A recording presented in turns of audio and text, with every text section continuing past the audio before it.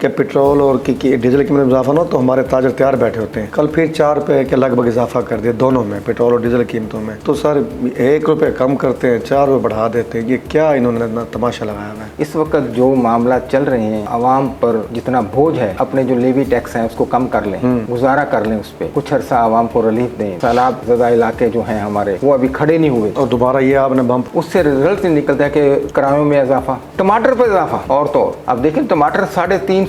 Sir आफत नहीं है? मैं हैरान हूँ। जो महीना पहले 10 रुपए किलो बिक रहा था। हरी मिर्च को देख लें आग लगी, धनिया को देख लें आग लगी, अरबी को देख लें, अरबी 100 रुपए पाइया, यानी 400 रुपए किलो जी, जो हर बंदा पसंद से नहीं खाता, पसंद से भी नहीं खाता। 4 रुपए के 1 रुपए बढ़ने से कई मामला जो है ना बिगड़ जाते। ठीक है, कभी आटा महंगा, कभी दाल महंगी, कभी चीनी महंगी। चीनी 200 रुपए मिल रही है, रेट उसका 175 रुपए है। इसी तरीके आटे का रेट चल क्या रहा है और आटा मिल क्या रहा है। अगर जो आटा मिल रहा है उस रेट पे वो खाने के काबिल नहीं है, तो ये मामला यानी कि माफिक है तो यरगमाल है सर हर शोबे में।